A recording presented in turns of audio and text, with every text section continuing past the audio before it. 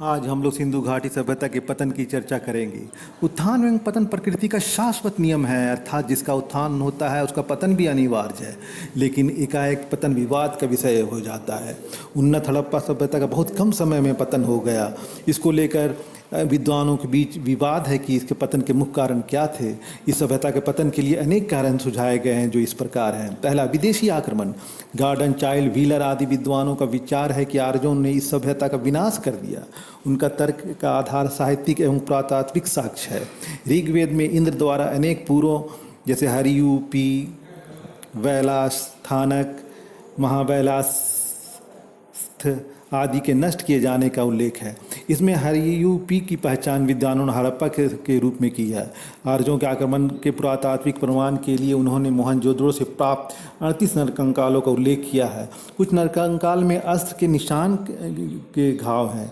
ये यत्र तत्र बिखरे हुए हैं और इन्हें ढकने का प्रयास नहीं किया गया है। उनका विचार है कि आज इस समय ईरान से सिंधु क्षेत्र में आ रहे वहाँ के निवासियों को पराजित कर इस सभ्यता का विनाश कर दिया। अनेक विद्वान इस तथ्य को स्वीकार नहीं करते हैं। उनका कहना है कि आज इतनी बड़ी संख्या में नहीं आए कि इतनी विस्तृत सभ्यता को पूरी तरह नष्ट किया जा सके। मोहनजोदड़ो की अनुमानित जनसंख्या 41,250 थी। इनमें से मात्र 38 नरकंकाल ऊपरी स्तर से प्राप्त हुए हैं। सभी नरकंकालों में हथियार के आघात के चिन्ह भी नहीं है। अतः इनके आधार पर किसी बड़े नरसंहार की कल्पना नहीं की जा सकती। हो सकता है कि इनकी मृत्यु आंतरिक अशांति अथवा लुटेरों द्वारा की गई हो। हड़प्पा सभ्यता के पतन तथा आर्यों के आगमन के बीच 250 वर्षों का लंबा अंतराल भी है। अधिकतर संगत यही जान पड़ता है कि आर्यों के आगमन के पूर्व ही इस सभ्यता का पतन हो चुका था और जो निवासी उस क्षेत्र में थे उसे आर्यों ने सुगमता से निष्कासित कर उस क्षेत्र पर अधिकार कर लिया। अतः इस सभ्यता को नष्ट करने में आर्यों को दोष देना उचित नहीं है। दूसरा, प्राकृतिक कारण। हड़प्पा सभ्यता के पतन के लिए अनेक विद्वानों ने प्राकृतिक कारणों को उत्तरदायी माना है। इनमें निम्न प्रमुख है। पहला, बाढ़। सिंधु सभ्यता के केंद्र नदियों के किनारे बसे हुए थे, अतः वार्षिक बाढ़ से सुरक्षा के प्रबंध किए गए थे। लेकिन यह व्यवस्था लंबे समय तक कारगर सिद्ध नहीं हो सका।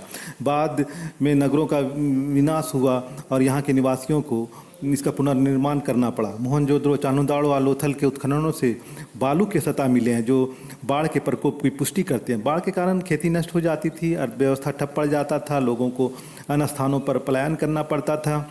रवि के अनुसार सतलज के निकट की कुछ अन्य बस्तियों को इन्हीं विस्थापितों ने स्थापित किया था। साक्ष्यों से पता चलता है कि मोहनजोदड़ो, चान्होदाड़ो और लोथल के विनाश में बाढ़ का योगदान हो सकता है, लेकिन अन्य स्थानों के विनाश में बाढ़ को नहीं माना जा सकता है। दूसरा, जलधारा में परिवर्तन। जलधारा में परिवर्तन से अनेक नदी नगर से दूर हो गई।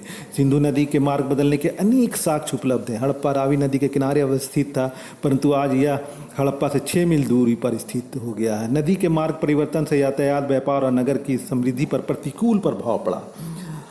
तीसरा, बड़े पैमाने पर जल पलावन। अनेक विद्वानों का विचार है कि बड़े पैमाने पर हुए जल पलावन से नगरों के विनाश में महत्वपूर्ण योगदान हुआ। जल पलावन के कारण भूमिगत जल स्तर ऊंचा हो गया। विवर्तनिक हलचल, नदियों द्वारा लाई गई जलोढ़ मिट्टी का जमाव, हवा द्वारा लाई गई रेत का जमाव आदि से अनेक नगरों के विनाश की पृष्ठभूमि तैयार हो गई। राइस के अनुसार मोहनजोदड़ो में यह स्थिति 1 से अधिक बार आई। कुछ विद्वानों का विचार है कि हड़प्पा मोहनजोदड़ो की सुरक्षा के लिए जो बांध बनाए गए थे वो वज्रपात से टूट गए, जिससे दोनों नगरों का विनाश हो गया। अधिक बाढ़ आने से स्थिति और भी गंभीर हो गई। लेकिन लैब्रिक का विचार है कि यह मिट्टी कच्ची ईंट था, हवा द्वारा लाई गई बारीक मिट्टी से बनी है। लेकिन ठीक से देखा जाए तो राइस के विचार अधिक सत्य जान पड़ते हैं। अगला है अग्नि का प्रकोप। बलूचिस्तान के कुछ साक्ष्यों जैसे राना, घुंडई, नाल, डाबरकोट की ऊपरी सतह में राख की परतें पाई गई। अतः कहा जा सकता है कि इन स्थलों के विनाश में अग्निकांड का योगदान रहा होगा। शुष्कता का बढ़ना। तीव्र गति से नगरों के उदय के कारण बड़े पैमाने पर जंगल काटे गए, मवेशियों का अतिचारण के होने लगा। इससे अनाज उगाने से भूमि की उर्वरता कम हो गई। अतिरिक्त अन्न उत्पादन की कमी से नगरों की जनसंख्या को पर्याप्त मात्रा में भोजन उपलब्ध होना मुश्किल हो गया। इन सब कारणों से भी बड़े पैमाने पर नगरों से पलायन आरंभ हो गया। अगला पॉइंट है महामारी का प्रकोप। इस सभ्यता के पतन के लिए मलेरिया तथा प्लेग को उत्तरदायी माना जाता है। पुरातात्विक साक्ष्य से पता चलता है कि मलेरिया के कारण हड्डियों का समुचित विकास नहीं हुआ और लोगों का स्वास्थ्य धीरे धीरे घटने लगा और वे अपनी उन्नत नगरीय सभ्यता को बचाए रखने में असमर्थ हो गए। नेक्स्ट, आर्थिक कारण। उपरोक्त प्राकृतिक कारणों से सिंधु सभ्यता की अर्थव्यवस्था गड़बड़ाने लगी। कृषि उत्पादन में कमी आ गई, उद्योग धंधे एवं व्यापार में गिरावट आ गई। इसी समय यानी 1700 ईस्वी पूर्व पश्चिम तथा मध्य एशिया के राजनीतिक स्थिति अशांत हो गई। इससे विदेशी व्यापार भी प्रभावित हुआ।